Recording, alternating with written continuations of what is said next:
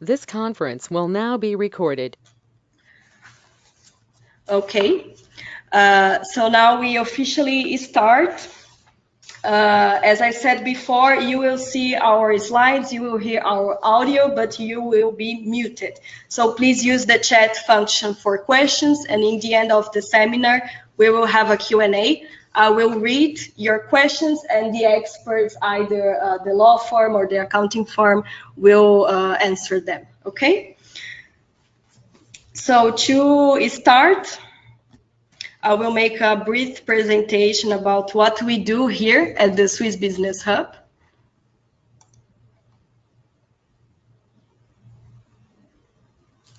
So our mission is to help Swiss small and medium-sized companies, mainly here in the Brazilian market.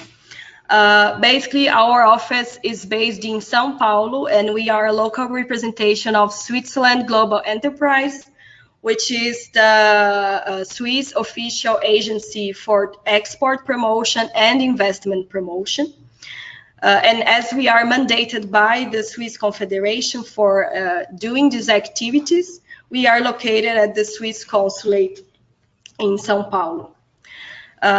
So each year we support more than 100 Swiss companies in the Brazilian market with basic questions and basic consultation. And my team, we also go to Switzerland 4 times a year in order to talk to the Swiss companies where they are in Switzerland. So we have what we call country consulting weeks. And in terms of mandated projects, we have around 30 to 40 mandated projects or paid projects per year for the Brazilian market. Those who are familiar with our organization know that we have a huge network in our markets. That's also true for Brazil, and that's why we are happy to have Kister Machado and BPC partners with us today. But we also conduct other services besides the networking. So we do market research, we can search for local partners, we can help with intercultural issues, and actually more and more we have been providing customized services to our clients. So anything that a Swiss company needs in the Brazilian market, we can provide ourselves or with our experts. And now coming to the topic of this presentation, I would like to state some reasons why we see that Swiss companies are deciding to open their subsidiaries in Brazil. And when we talk about subsidiaries, it doesn't have to be a very big structure with a huge team. We are not talking right now about industrialization of products in Brazil, but it's really like a representation office. One of the main reasons why Swiss companies are opening their subsidiaries here is the possibility to have a full-time general manager and a sales team dedicated to the Swiss company. Also, the goal is to have more control over the operation. Also in terms of strategy and market, so that you don't rely only on your distribution partner. Another reason, and this is important also in terms of logistics and in terms of taxes, is the possibility to perform direct imports. So instead of a distributor importing your goods and then reselling them to your end clients, with your own offices here in Brazil, you can import directly and sell to your clients. So you cut the middleman, let's put it like that. There is also the chance of being closer to end clients and opinion leaders. We know that Swiss companies, they compete in the Brazilian market not by price, but mainly by quality. So it's very important to be really close to clients, to provide very fast solutions, customized solutions for them, and also to contact opinion leaders. And also to having an office in Brazil sends a positive message to the Brazilian market and to your clients. It's a message of a long-term commitment. So comparing to maybe other foreign companies in Brazil, like American companies, for example, that are here in the market when the market is good and then they leave and they don't have a distributor anymore for some reason. This is not seen as a good sign by Brazilian companies, by Brazilian clients. So having your own office here and showing that you are ready to commit to the market, despite the fluctuations that we all know that happen in Brazil, it's very important. But when we talk about opening a subsidiary in Brazil, we know that this is not for everyone. We receive many requests from Swiss companies. Some of them, they don't have any experience in the Brazilian market. They don't have any partner in the Brazilian market. So for companies with zero experience in Brazil, maybe the subsidiary is not the ideal first step, because it takes some know-how about the Brazilian market, I must say. That's why we suggest a step-by-step approach. So we see that most of the companies opening offices in Brazil, they already have some kind of activity here. Usually they export their goods or they sell their services through a distributor or an agent in Brazil, and then the opening of the subsidiary is a next step.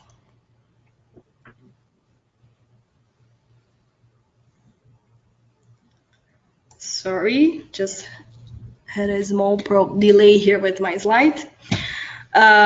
But now going deeper into why I see that many companies are moving from the model of having only a distributor in Brazil to having their own offices here.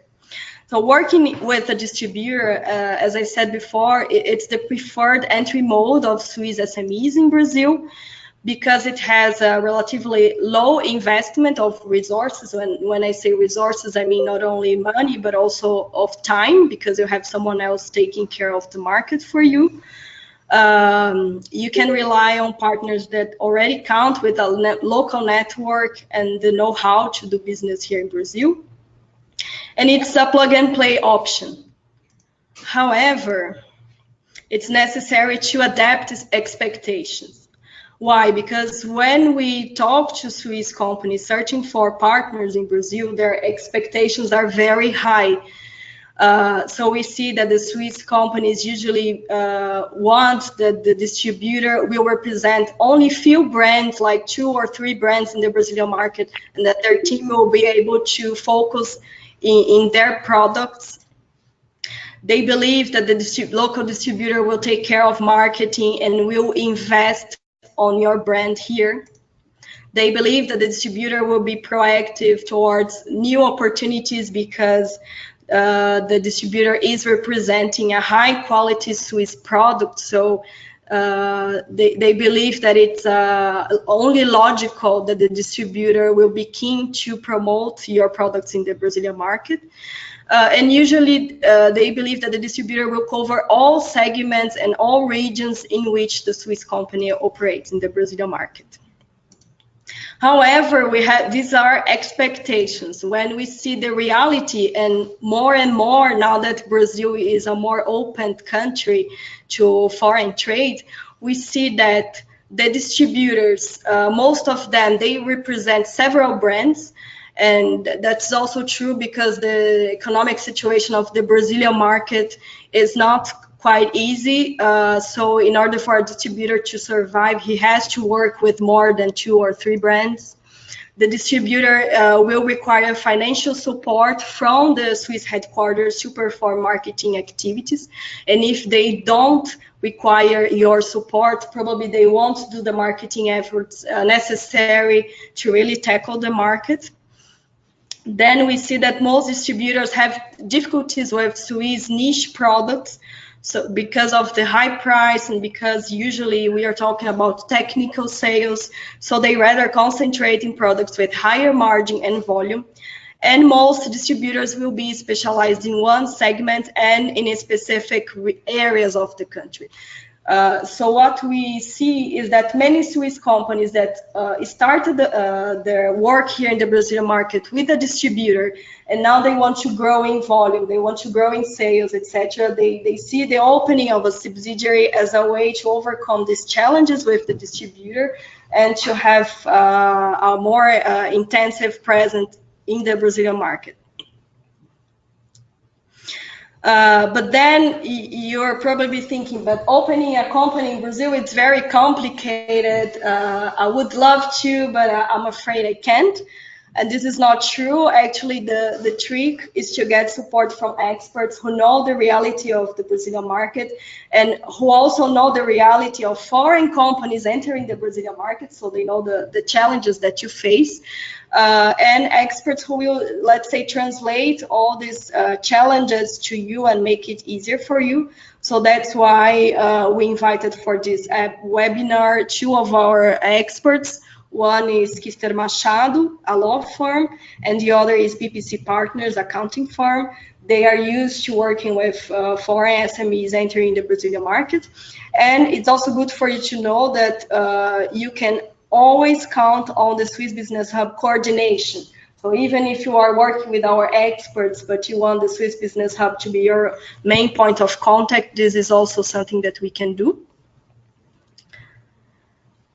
But I don't want to disappoint you. I must say that opening a company in Brazil might be a bit more complicated if you are in a regulated sector. Okay, so that's why I'm putting here some logos of technical agencies in Brazil. And if you are from one of these sectors, you know these agencies very well.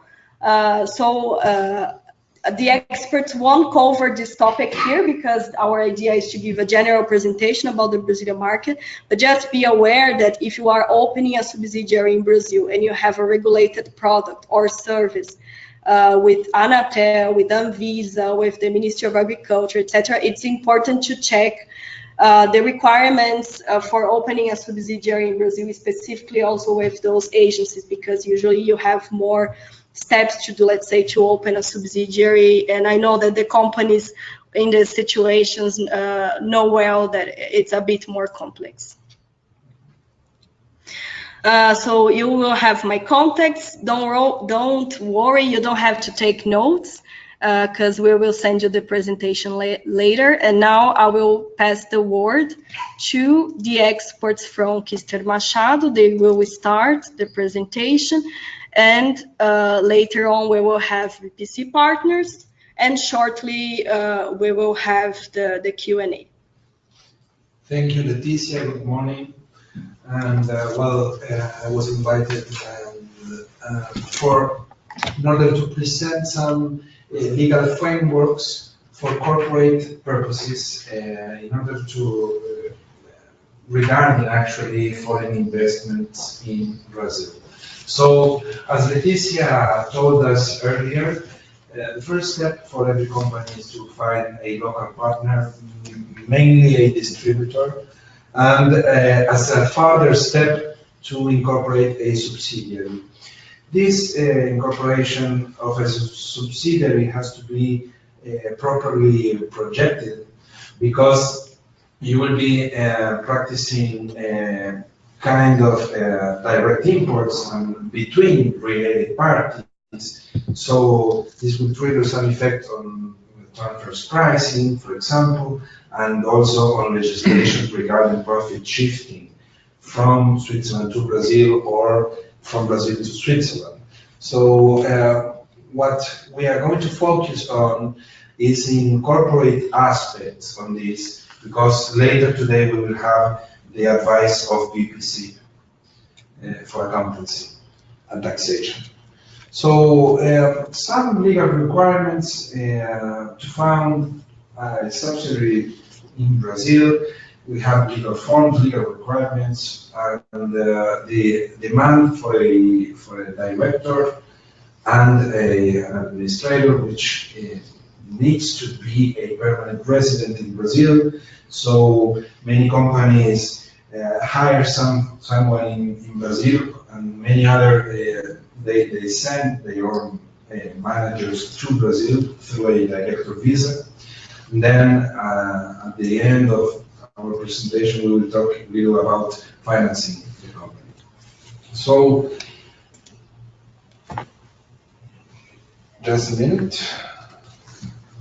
Okay, so in order to choose your corporate framework, we have in Brazil three main natures of entities that you are able to apply to. If you see in the right side of the screen, you will see limited liability companies, corporations, and individual limited liability companies. So this, for limited liability companies, is the most common framework that we have in Brazil. It has a minimum of 2 shareholders, but the main aspect of this corporate structure is there is no obligation of a minimum capital. So companies are able to incorporate the subsidiary with low capital and then perform capital increases that are very simple and easy to do in our framework. Corporations are a little more complex for Brazilian, from a Brazilian standpoint, because companies has to publish their financials every year. They have a higher compliance level, so they are not as applied as the limited liability, which is the most common.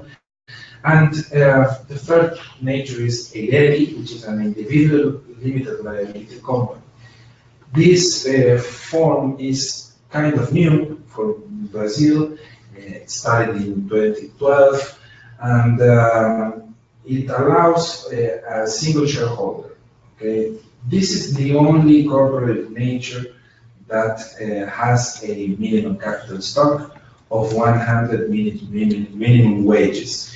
This nowadays, 100 minimum wages would be something around 90,000 Brazilian reais.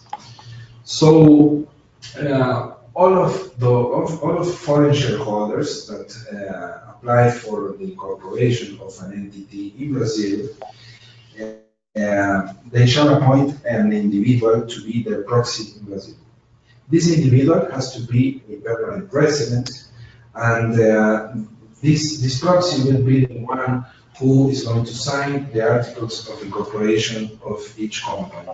So all of foreign investors must be represented by a local.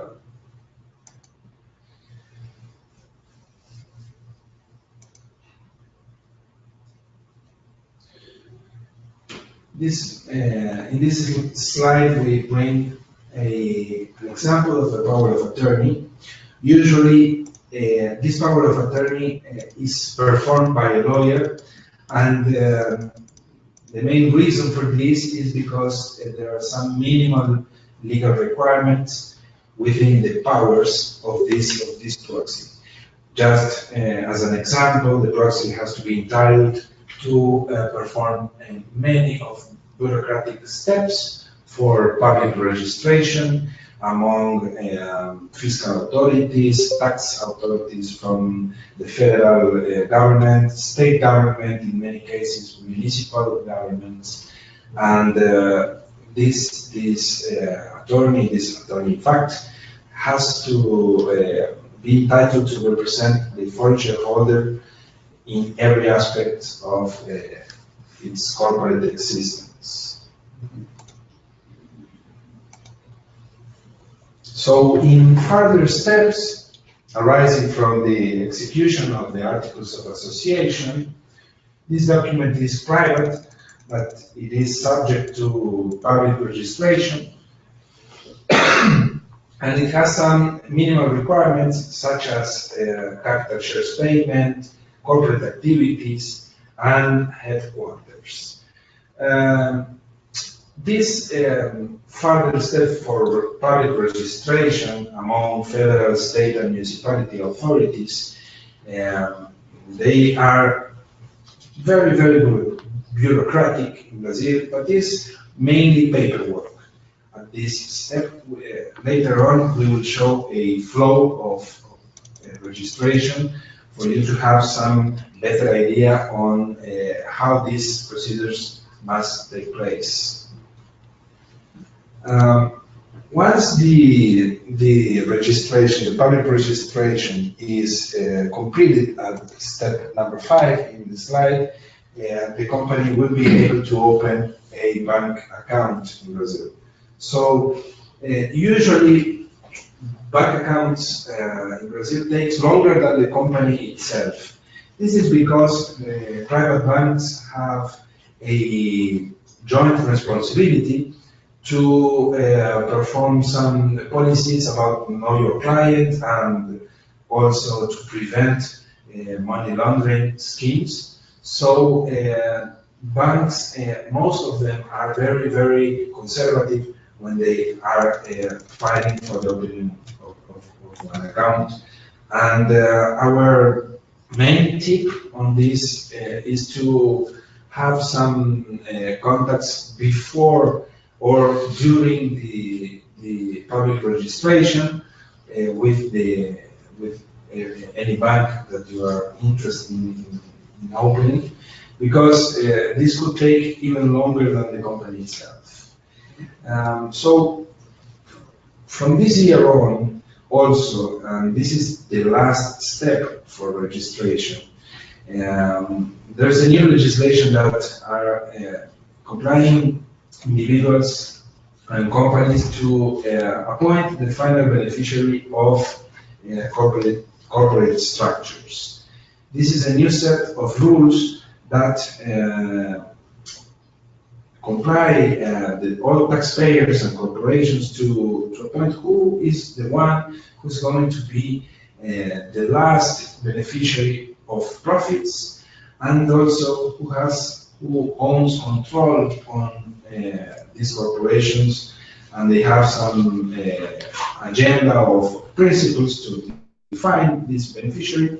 But as a general rule, a final beneficiary is the one who has significant influence with a minimum interest of 25% of shares. So in Brazil, this 25% of the capital stock, of the capital shares, actually is because the shareholder that holds 1/4 of these votes in assembly, this guy would be entitled to veto rights. So this is why significant influence is with a minimum interest of 25. This would be veto rights. Once the account is duly opened, the foreign shareholder is going to be able to perform the invest itself. This is made through a deposit on the Brazilian company's account. And from this deposit and from the financial capacity of the company, the Brazilian tax authority will issue an import license. This is very important for all of those companies that need to import in Brazil, for example, their stocks. So these import licenses are named Radar in Brazil, and the main challenge in this chapter is to show the fiscal authority a minimum capacity for payment of taxes. And we have 3 categories of these licenses, which are express, limited, and unlimited. And the values, the financial capacity that is to be shown is how much taxes the company is able to pay in dollars during a 6-month period. So if the company shows a capacity to import and pay for taxes on $50,000 within a 6-month period, the category would be express. If the company shows a capacity between 50 and 150,000 US dollars, the import license would be limited to these amounts. And if the company shows a capacity superior to 150K, the license would be unlimited. So the financial capacities to be shown to the tax authority, the companies are able to show through different ways of financing. The main characteristic is, or the main number to show is how much capital stock the company holds in Brazil. But we have many cases in the past that we were able to raise the limits through loan agreements or through credit. So equity is not the only path to increase the capacity of importation of the company.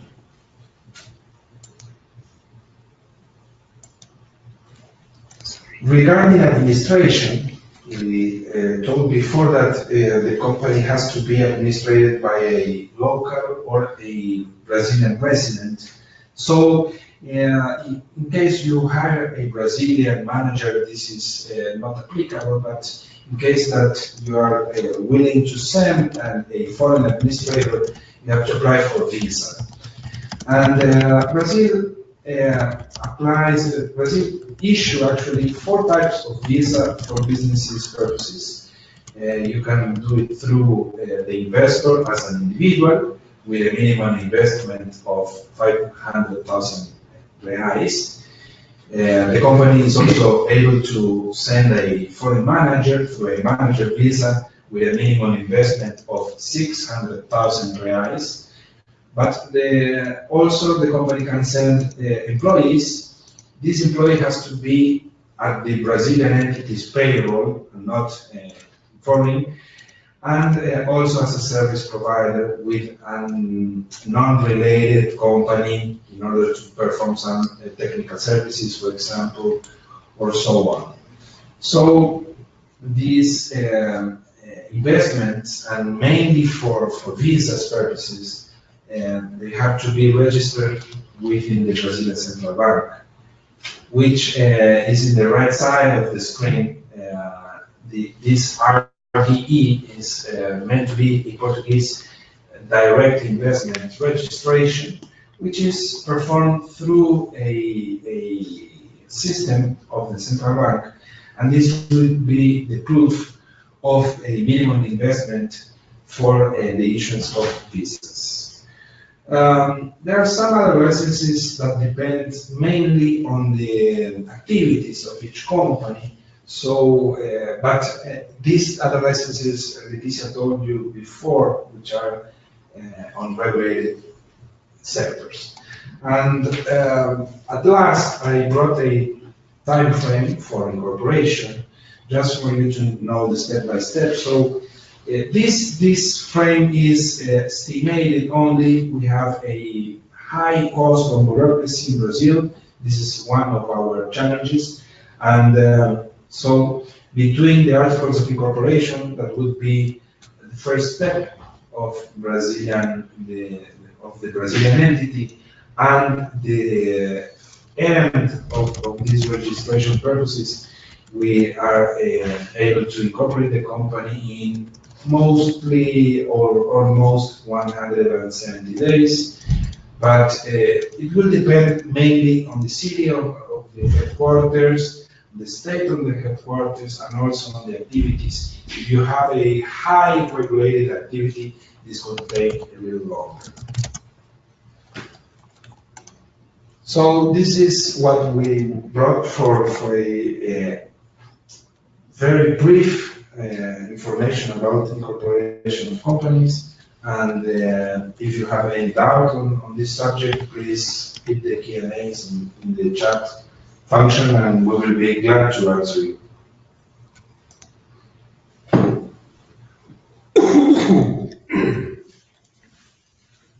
Okay, so here you have the contacts of Kister Machado. As I said, I will send you later the presentations. And now I will open BPC Partners presentation, which is the accounting firm. But they will take the opportunity to discuss also some general costs of opening an office in Brazil. Okay, my name is Arnaud Bleuet. I am mainly French and partially Belgium. This explains my accent. I've been living in Brazil for 9 years. I am qualified accountant in UK and in Brazil, and partner of BPC Partners. BPC Partners is specialized in foreign companies based in Brazil, and we do legal representation and outsourcing mainly. So in 20 minutes maximum, I will talk about taxes in Brazil. 4 chapters: main taxes on turnover, corporate taxes, taxes on exporting to Brazil, and finally a case informing about the main cost if you decide to have a local company in Brazil. Main taxes on turnover. You probably know that Brazil is a federation, so the organization of taxes depends a lot on the organization of the states of the Federation of Brazil. So these taxes are classified between the responsibilities of each level. The main tax for municipalities is the ISS. So this is a tax on services.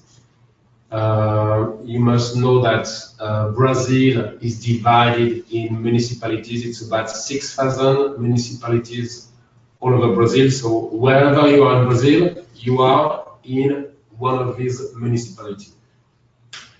The tax for ISS is between 2 and 5%. It depends on the municipality, and it can depend also on the type of services. This is a decision of the municipality. For state level, the main tax is ICMS. This is the tax on commerce. So you have 27 states in Brazil. Each state can decide the tax of ICMS. It depends also on the product. So in São Paulo, the rate is 18%. In Rio, the rate is 20%. In other states of Brazil, it's normally between 12 and 18%. Finally, federal taxes. The main federal taxes, of course, these are the main taxes. It's about 65 taxes in Brazil for corporations. So obviously, these are the key taxes. So for federal level, you have the PIS and the COFINS. The base of calculation is quite the same. So when we speak about PIS, we normally speak also about COFINS. You have 2 different rates for both taxes, 0.65 or 1.65 for PIS, 3 or 7.6 for COFINS. This will depend on the tax regime you decide for corporate tax. We will see this in another slide.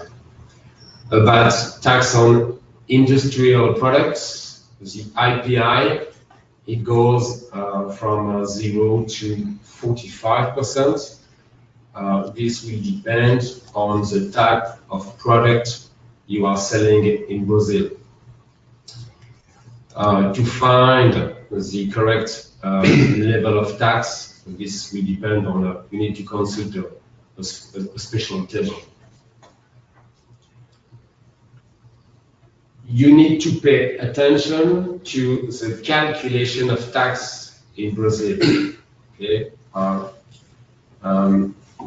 have seen European companies making some mistakes when calculating the tax in Brazil. In Brazil, most of taxes, not all of them, but most of taxes are calculated por dentro.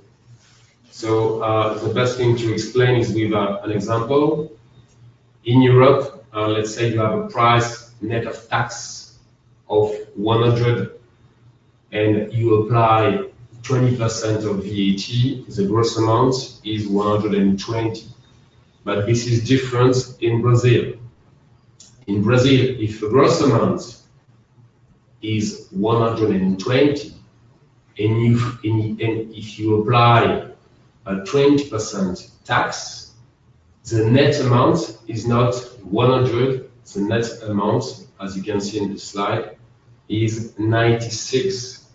This is because we apply the tax not on the net amount, but on the gross amount. So in this case, the impact is 4%, and obviously 4% of net margin is a huge impact. It can make a difference between a profit and a loss. So when you talk business with Brazilian people, pay attention, because here in Brazil, we talk gross, we don't talk about net amount.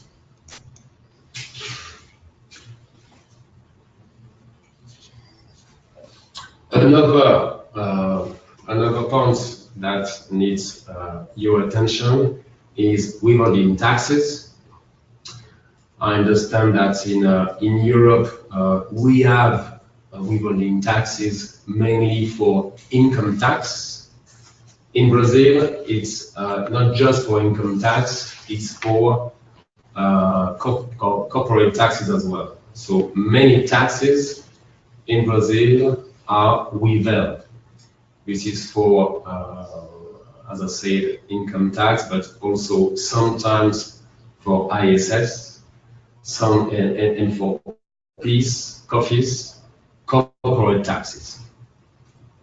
So it means impact is when you, since there are withholding taxes on corporate tax, it means that you will record a credit of corporate tax in your statement, in your financial statement, despite the fact that you are not making a profit. So this will have an impact, a cash impact, when you do operations here in Brazil. Now we're going to see the second chapter about corporate tax. You have two options in Brazil. You have regime real and regime presumido. So the real regime is a kind of natural method. It should not be a surprise for you. This is a logical calculation, meaning that you take income minus expense and you get your results. Of course, there are some non-deductible expenses, non-taxable income, and you have a tax result. If your result is a loss, you don't pay corporate tax. If your result is a profit, you apply the corporate tax. It is 34%. It is a total of 25 and 9%. So this is quite an easy and natural method of calculation. Regime presumido, with this regime, this is only possible if your local company in Brazil has a gross income below 78 million reais per year. So it's quite significant. Normally, most of companies can decide between presumido and real. In this case, the tax authorities will assume that you are making a profit of 8% if you are an industry or commercial companies of your turnover, or 32% if you are selling services in Brazil. So let's say you are selling 100,000 reais of services in Brazil, we will assume that your net profit is 32,000 reais, and we will apply the corporate tax, so these 34% on these 32,000 reais of profit. This is régime présumible. Exporting to Brazil, this is one single slide with a case and some calculations, so quite many calculations in these documents. We start with the FOB, free on board price, insurance, and then we move to import tax. Double I, imposto de importação. In this case, okay, the 9% is just an example. The amount of tax on importations will depend very much about the local production of your product. If your product you are exporting to Brazil is making a competition with Brazilian producers, normally the government will apply higher rates. And the government of Brazil have kind of protectionist policy, so they want to protect their local industries. If there is a local industry making your product, they might increase this rate of import tax. There is a table where you can consult the amount of import tax.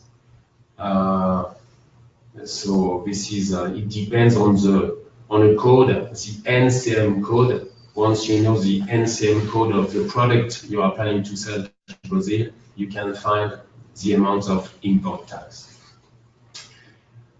After import tax, you can see we will apply IPI, ICMS, PIS and COFINS. What is important to see is that for IPI and for ICMS, the base of calculation is not just the CIF price. It does contain the import tax. It does contain also IPI and PIS, COFINS for ICMS. So if you look at the last line of this slide, you can see that when we add up the tax rates of all those taxes, we have 53.95%, but the global tax rate is above this amount, because you can see that the FOB price was 100,000 and we end up with 168,000. So we multiply taxes and we end up with a global tax of over 68%. Quite a tricky calculation, and a total of 68, while it seems to be 53% of taxes. I know, just a question here, maybe advancing a question. Part of these taxes paid at importing into Brazil can be later recovered, right? Exactly, you can record these taxes in the credit. So you record this in the assets. Import tax, you cannot, but other taxes, yes, you record in the assets in credit taxes. Mm-hmm.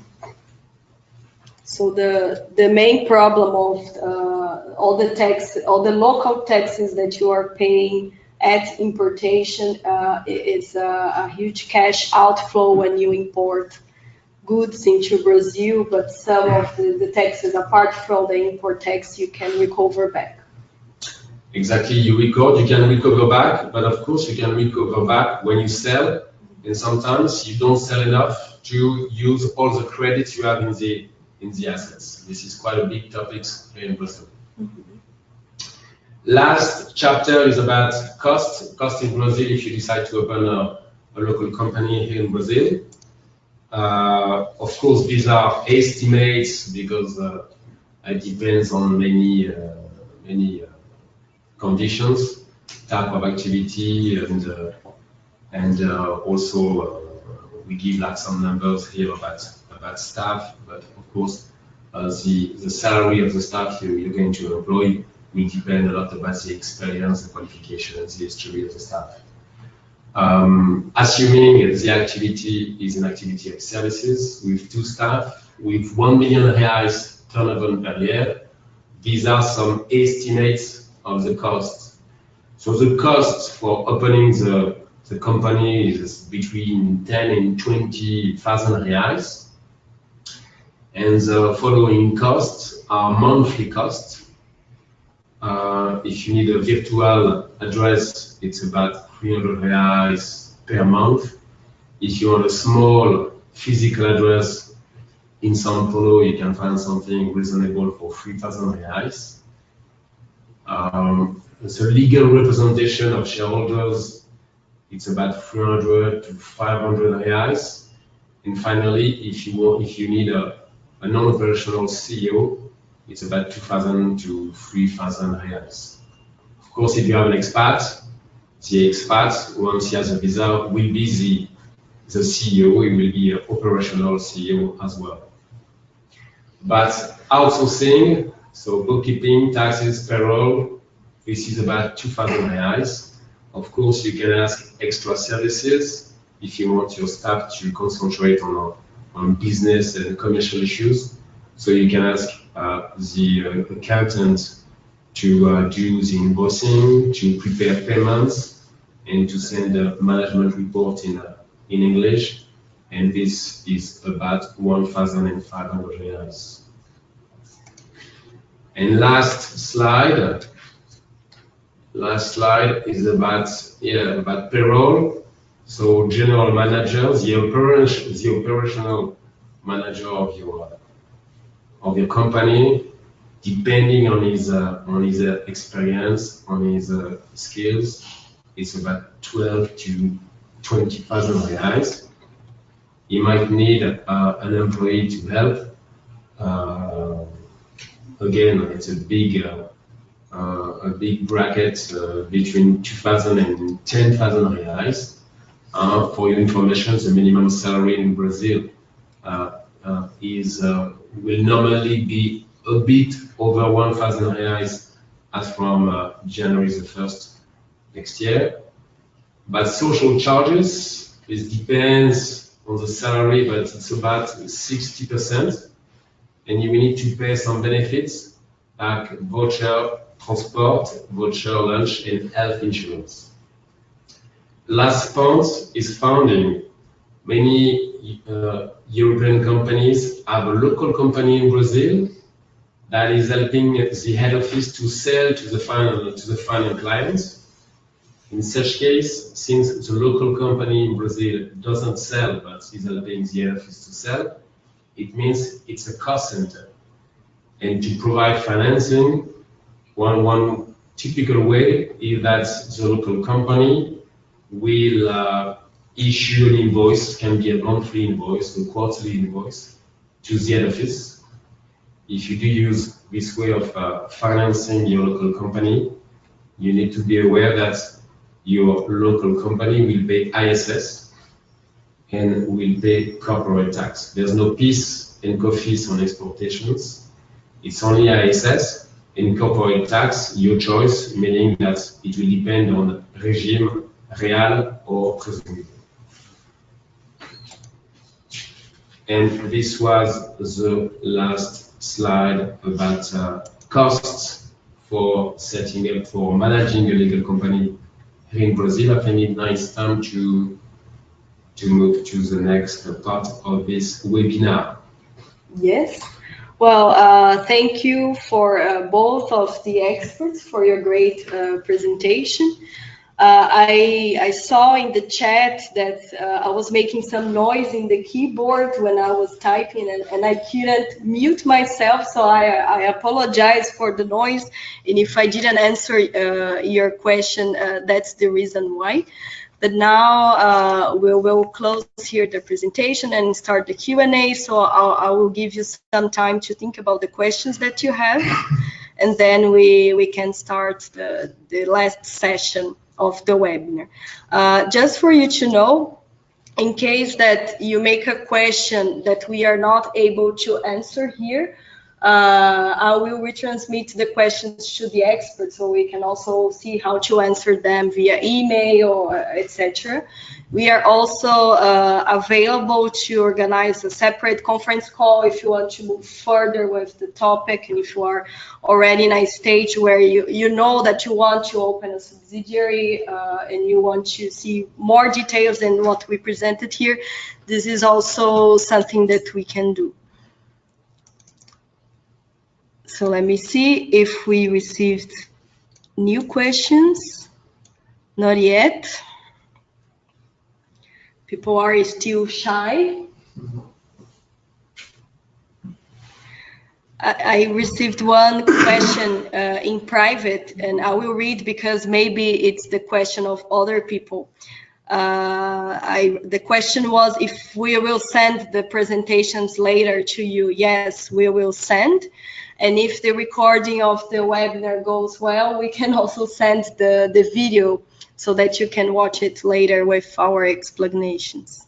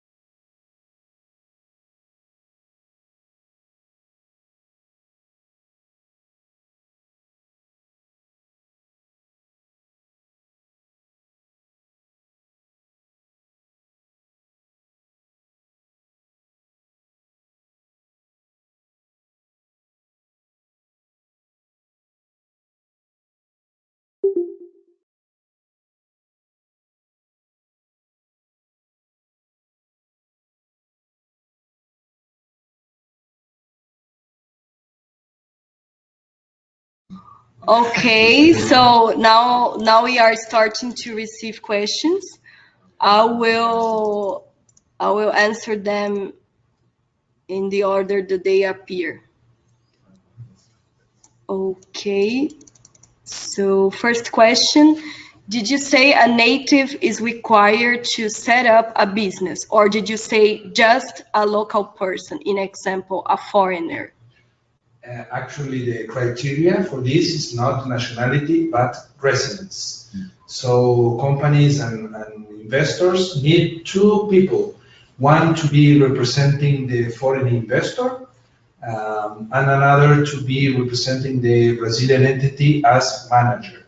So, but the criteria is actually residency and not nationality. Mm-hmm. Thank you.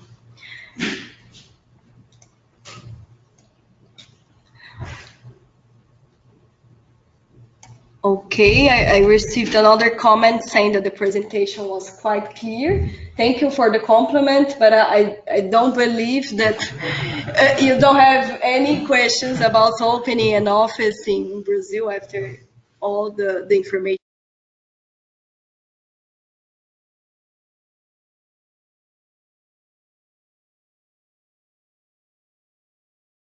Another question that I received in private was if it's necessary to have minimum of 2 shareholders.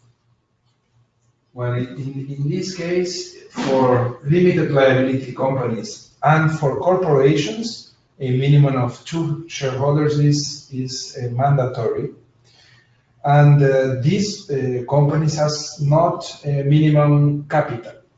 So if you want to incorporate with a lower cost, you have to provide 2 shareholders. For individual limited liability company, which is ideally, there's the possibility of having only 1 shareholder, but the minimum capital is kind of high for pre-operational purposes. So we have to invest around 100,000. Next year, the minimum wage would be 8,000. And the minimum investment for an individual company is 100 minimum wages. So this could raise a little your costs for pre-operational phases. Mm-hmm.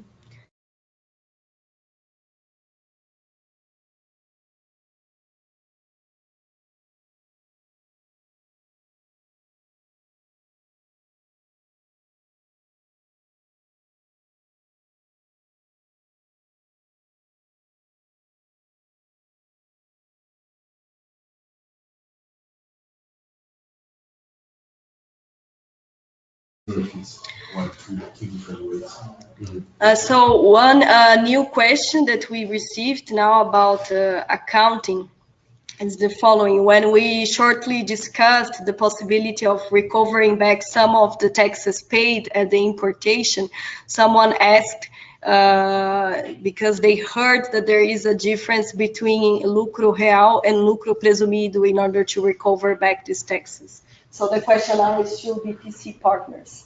Yeah, about PIS ECOFIS, as I said, there are 2 different rates for PIS. You have like 0.65% or 1.65%. Actually, this depends on the corporate tax regime you decide. If you decide to have a regime real, the tax will be higher, so you will pay 1.75%. And if you decide to have regime presumido, you will pay 0.65% of PIS. But if you select regime real, this PIS tax will be just like a VAT tax, meaning that you can compensate with PIS paid on your costs. So the tax is higher, but you can compensate just like VAT in Switzerland. And same thing for PIS. So for PIS, it's bigger, it's 3% or 7.6%. So if you are a regime real, you pay higher tax, but you can compensate just like VAT in Switzerland. So the calculation is, you need to take this into consideration to decide whether the regime real is the best for you or whether regime presumido is the best for you. You also need to know that you can change every year. November, December is the perfect time. Normally the budget is done. You have the key numbers for 2019, and based on turnover, expected profits, you can make some calculation and decide whether you will apply real or presumido for the next year. Mm-hmm. Okay, thank you, Arno. Now I received a question from Fabio Speciale, my colleague from Zurich, to Kister Machado. He asked regarding final beneficiary. If foreign investor company is an SA, and is controlled by 1 or more funds, for example, control higher than 25%, where final beneficiaries are not known, can a Swiss mother company do? Can it still open a bank account? Yes. Well, this new legislation on final beneficiary, it provides with some limits for this. So in case of funds and also in case of open companies which have capital stock in the exchange market, these beneficiaries are not known, and it would be an exception to the general rule. Mm-hmm. Thank you. Now, another question from Mrs. Sara Egli. What is a typical don't when opening a subsidiary? What practices should be avoided? I think this question relates to both of the experts. So, who wants to start? Or typical what you should not do. Yes, what you should not do.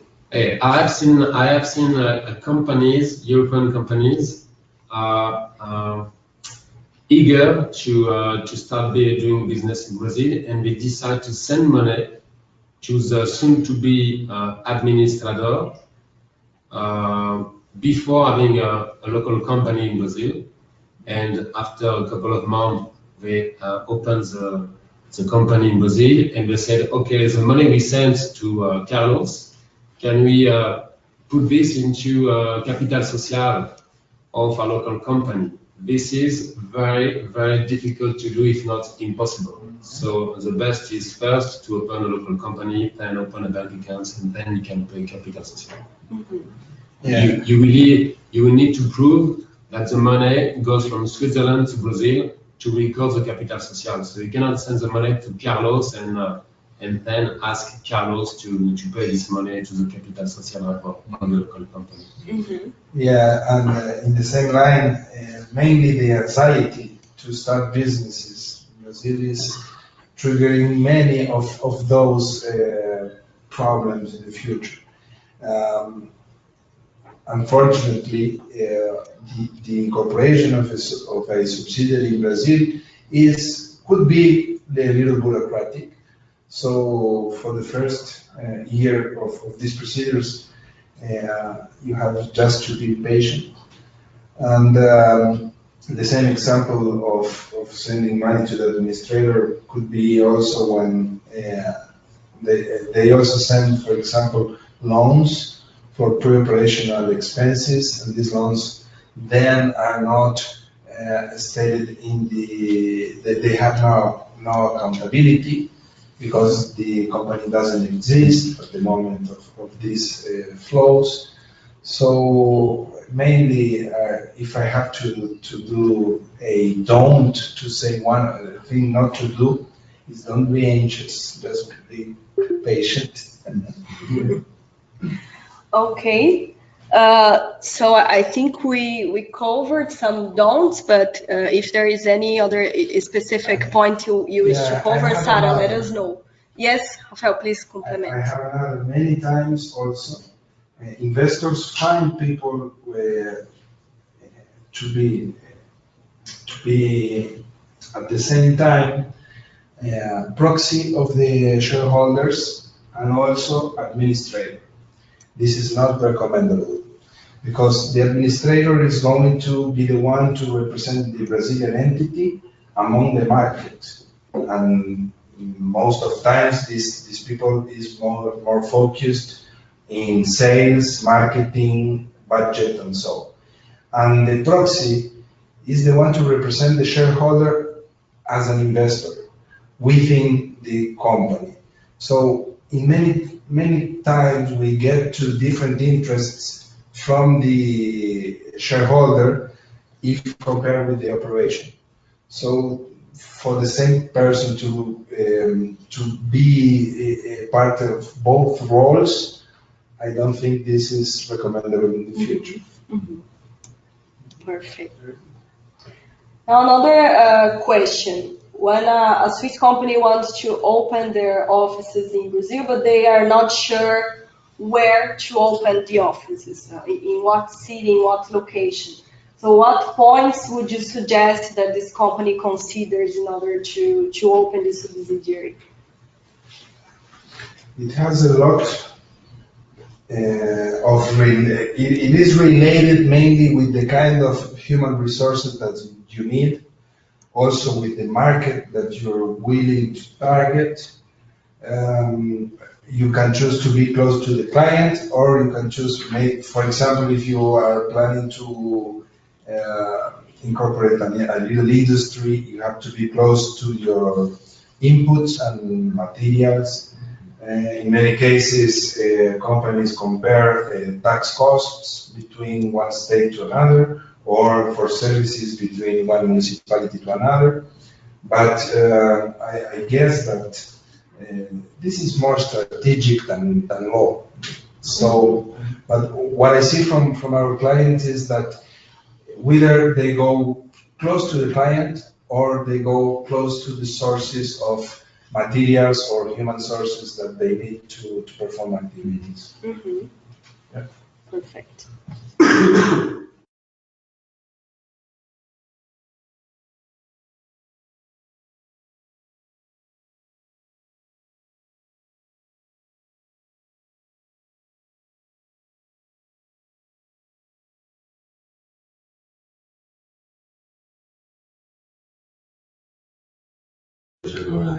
Now, one question, and this is actually a good question because I already received from other clients regarding the shareholders of the subsidiary here in Brazil. Can it be a company as well, or only a person? Our legislation allows both individuals and corporations to hold interests in Brazil. So this is no problem. The main difference between these two options is the documents that an individual shareholder might, they are different from a corporate shareholder. So for corporations, what we need here is a proof of existence, which would be the articles of incorporation mainly, and also a proof of signatory rights. So who signs for the company? This is mainly stated through minutes of shareholders' meetings or elections of officers. And for individual investors, this is more simple actually, just with a copy of the passport would be enough to start with the corporation. So many clients choose at the beginning to incorporate the company through an individual investor, and then to perform an amendment of the articles of incorporation to assign the shares to a company. But this is more related to time frames. Mm-hmm. Perfect. Okay, so let me see. Sorry, someone else is typing.